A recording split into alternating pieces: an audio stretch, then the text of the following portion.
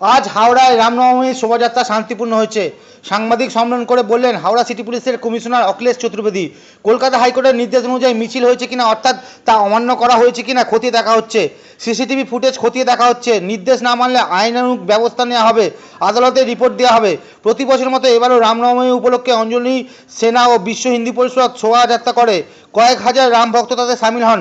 DJ বাজিয়ে মিছিল হয়। 2020 ও 2023 সালে এই শোভাযাত্রা ঘিরে অশান্তি হয়েছিল। তারপর থেকে কড়া নিরাপত্তায় এই শোভাযাত্রা হয় প্রতি বছর। আজকে আমাদের এখানে রামনবমীর শোভাযাত্রা ছিল হাবড়া সিটি পুলিশ এরিয়ার জুরিসডিকশনে। দুটা ছিল মেন ইম্পর্টেন্ট, যে অঞ্জনী পুত্র অ্যান্ড বিএচপির রথযাত্রা, রামনবমী শোভাযাত্রা, সেটা ভালো করে আজকে ক্রাস করে গেছে। আপাতত লাস্ট যে শোভাযাত্রা আছে সেটা এখনই ক্রাস করছে সন্ধ্যা বাজার। তো situation was peaceful and this time we are able to do this peacefully. কোনো অস্ত্র হাতে বা কোনো মিছিল কাউকে আটক করা হয়েছে বা সো ফার ডিউরিং আমার সুপারভিশনে তো আমি দেখতে পাইনি। আমরা যে সিসিটিভি ফুটেজগুলো আছে ওটা চেক করব, তারপরে যদি পাওয়া যাবে তাহলে আমরা আইনানুগ অ্যাকশন নেব। যেটা কোর্টের অর্ডার যে ছিল যে 500 জনের বেশি মিছিলে থাকতে পারবে না বা আরো কিছু শর্ত দেওয়া ছিল, কিন্তু দেখা গেল যে প্রচুর মানুষ মানে যে মাননীয় উচ্চ ন্যায়ালয়ের যে আদেশ আছে সেটা পালন করেই আমরা ফার্দার লিগ্যাল প্রসিজার নেব, স্টেপস নেব। আমরা অল সর্ট অফ লিগ্যাল যে আমাদের অপশন আছে সেটা এক্সপ্লোর করে লিগ্যাল অ্যাকশন নেওয়া হবে।